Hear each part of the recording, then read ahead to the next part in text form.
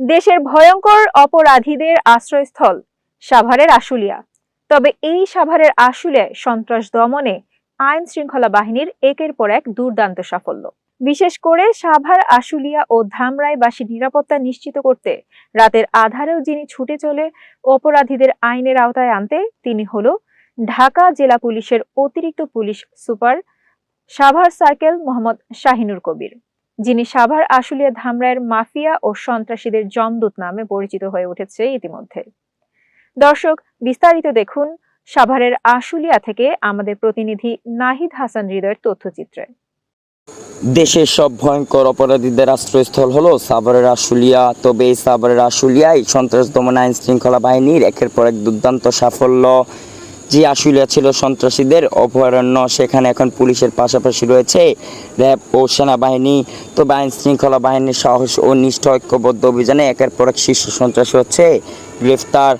সাভার, আশুলিয়া ও ধামরাইবাসীর নিরাপত্তা নিশ্চিত করতে রাতের আঁধারেও ছুটে চলে অপরাধীদের আইনের আওতায় আনতে তিনি আর কেউ নয়, তিনি হলো ঢাকা জেলা পুলিশের অতিরিক্ত police super Savar circle Mohammad Shahinur Kabir, যিনি সাভার, আশুলিয়া, ধামরাইয়ের মাফিয়া ও সন্ত্রাসীদের জমদূত নামে পরিচিত হয়ে উঠেছে ইতিমধ্যেই।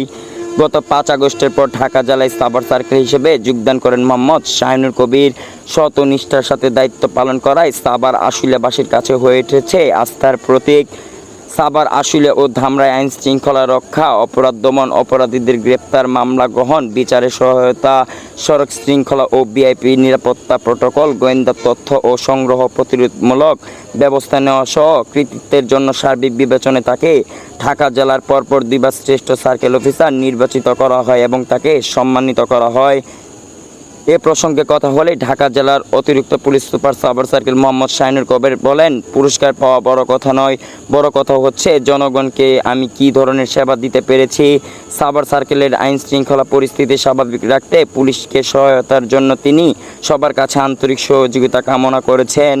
ঢাকা জেলা পুলিশের সাভার সার্কেলে যোগদান করার পরপরই আপনি অপরাধ দমনে একের পর এক সাফল্য অর্জন করেছেন এবং আশুলিয়াবাসীর নিরাপত্তা নিশ্চিত করতে আপনি ইতিমধ্যেই আশুলিয়ার বিভিন্ন জায়গায় অপরাধ দমনে আইন শৃঙ্খলা বাহিনী কঠোর ভূমিকা অর্জন করেছে এবং পরবর্তীতে আশুলিয়াবাসীর নিরাপত্তার ক্ষেত্রে যদি এর মধ্যে কিছু বলতেন। আসলে এখানে আমরা 5 আগস্টের পরে এমন একটা সময় জয়েন করেছি যে সময়ে দেশে একটা অস্থিতিশীল অবস্থা, বিভিন্ন চক্র এখানে বিভিন্ন রকমের অপরাধে জড়িয়ে পড়েছিল। তো আমাদের প্রথম দিকে অনেক বেগ পেতে হয়েছে আমাদের আইন শৃঙ্খলা ঠিক রাখতে। এখন আমরা অনেকটাই নিয়ন্ত্রণে রেখেছি। প্রতিদিন যে চাঁদাবাজির সংবাদ আসতো অথবা একজন আরেকজনকে ধরে মারছে, তারপরে কিশোর গ্যাং থেকে শুরু করে সব ধরনের অপরাধ বৃদ্ধি পেয়েছিল। তো এগুলো বিশেষ করে ছিনতাইটা এবং চুরি ডাকাতি এগুলোও বেড়ে গিয়েছিল। তো এগুলো এখন আমাদের যেহেতু টেকনোলজি যুগ, এখন আমরা যেগুলো অভিযোগ আসে আমাদের কাছে আসে, আমরা টেকনোলজি ইউজ করে আমরা শনাক্ত করি যে এটার সাথে কে জড়িত, তারপরে তাকে আমরা গ্রেপ্তার করি। এটার ক্ষেত্রে আমাদের ঢাকা জেলা পুলিশ সুপার জনাব আনিসুজ্জামান স্যারের তার নির্দেশনা রয়েছে। আমাদের একটা টিম আছে, আমার সার্কেল আন্ডারে যে 3টা থানা রয়েছে, 3 থানা সাভার, আশুলিয়া, ধামরাই অফিসাররা তাদেরকে নিয়ে দিনরাত পরিশ্রম করছে। এর ফলে আমরা নিয়ন্ত্রণ করার চেষ্টা করছি এবং অনেকটাই নিয়ন্ত্রণ চলে আসছে। তো আমরা আশা করব যে যেটুকু আছে সেটুকু আমাদের থাকবে না, আমাদের আইন শৃঙ্খলা একেবারে সম্পূর্ণ ঠিক হয়ে যাবে। মোহাম্মদ নাহিদ হাসান হৃদয়, জাতীয় দৈনিক সরেজমিন বার্তা, সাভার, আশুলিয়া, ঢাকা।